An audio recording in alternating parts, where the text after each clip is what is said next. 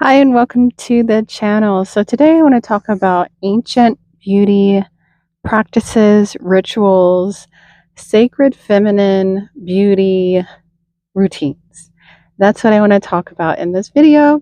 If you're interested, like and subscribe, all that jazz. Anyways, I only got 10 minutes now. But because I wanted to do a video, my life is about to be a little chaotic, and I'm not sure when the next time I'm going to be able to do a video, but I really wanted to talk about this thing.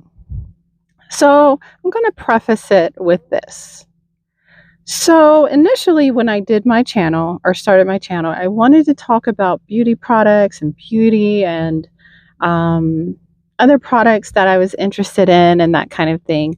I've always been interested in geisha practices, ancient Egyptian practices, Greek beauty, sacred practices, all of that.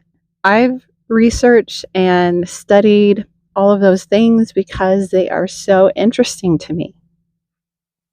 I will say this, you know, this has been, and I'm recognizing this in my own self, that my story has been that beauty and anything to do with beauty, anything to do with those like skincare and makeup and stuff like that is shallow, is surface, is not important.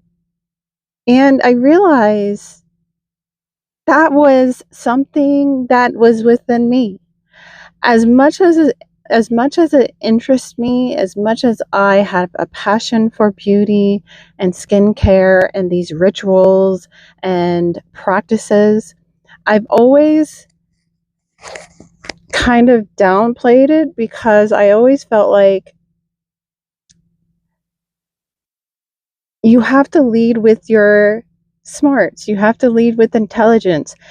Beauty and makeup and nails and all that kind of stuff, all the feminine things are shallow and not important and things like that. But if we go back to these ancient practices, ancient, I don't know when life began, like thousands of years ago, millions of years ago, whatever, but these have been practices and rituals that are sacred in Greek culture, Asian culture, Eastern philosophy, Indian, Egyptian, all of these things. Like, and I feel like, and it's no one's fault, but I've adopted because I almost feel like society has all that beauty stuff, all that feminine stuff, all that, oh, you're so vain type stuff. We downplayed these really ancient, sacred, feminine practices as if they don't matter, as if they're small, and using your logic, your head, your more masculine side is more important. So that's kind of the background for me personally. And I realized that because my interest has been the way that it is, and I've researched it, and these ancient, sacred, feminine practices that I could see in my mind as they practiced these things and they went through these extensive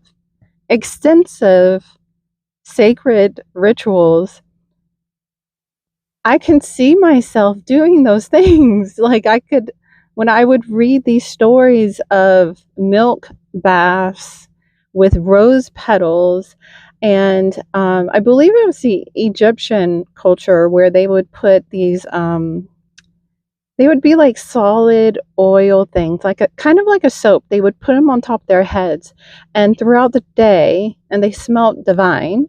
And throughout the day, they would melt and just soak them, because of the sun, they would melt and soak their bodies in oils and they would smell great. And they would use dyes like I forget what they used to make the red dye, but they would do their nails and put it on their lips, you know, like this stuff, these sacred rituals that had they, especially in the geisha with geishas, the extent in which they would do these practices were incredible and beautiful, by the way. So I wanted to talk a little bit about some of the sacred beauty, feminine rituals in which they would do, because I always just find them fascinating and how extensive and intensive they were.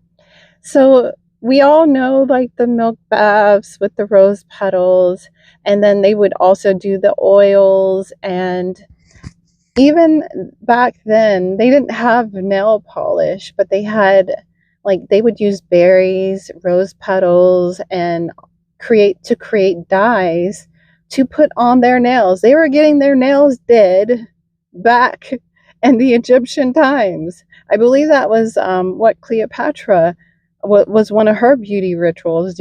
They knew about they knew how to use copper to tighten your skin. They would put copper on their faces to tighten their skin.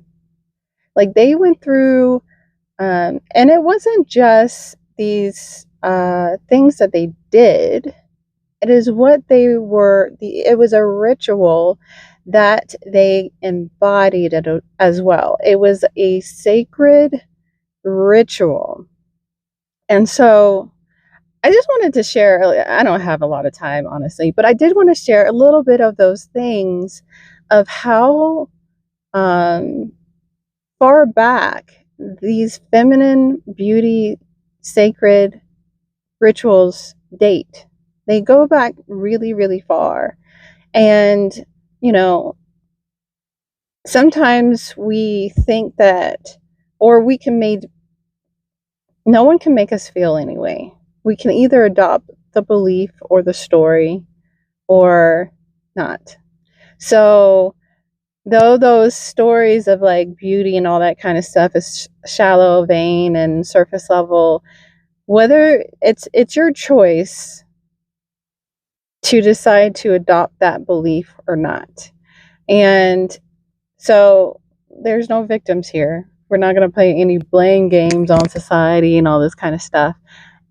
All stories exist, and it's whether or not you choose to adopt that or not.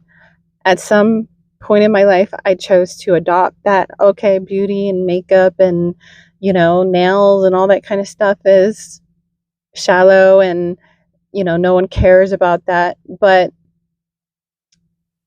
especially when it comes to manifestation, how you feel means a lot when it comes to assuming. Why are they moving up? Why? Hold on. Okay, we're back. So the way that we feel about ourselves and how we feel means a lot when it comes to assuming the position, assuming what position it is that you desire for your life. What, I say you choose your outfit, putting on the vibe, putting on the energy.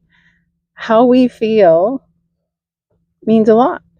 And so these beauty practices and these rituals are they were so beautiful, uh-oh, especially with the geishas and how they performed how they performed, and people witnessed it. And people witnessed the feminine in these rituals and these ceremonies. They witnessed the feminine. And so, yeah, I wanted to share that. Um, I want to talk more. I want to start talking more about the sacred feminine history and and those kind of things, those practices that they used to do, because I just find it really fascinating, and it really helps in relishing in your femininity. Anyways, you guys, that's all for this video. The kids are out of school. And yeah, I want to start talking more about feminine energy, the sacred feminine rituals and practices, and these kind of things, especially now that we are coming out with a product that I've been talking about.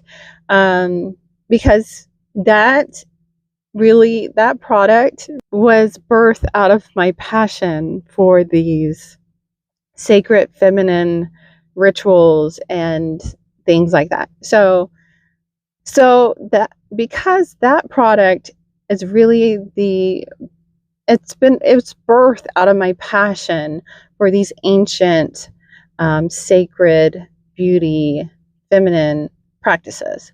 So yeah, so I like to so yeah, I'm excited for that launch. When we're launching that June 18th, and we're going to have a launch party.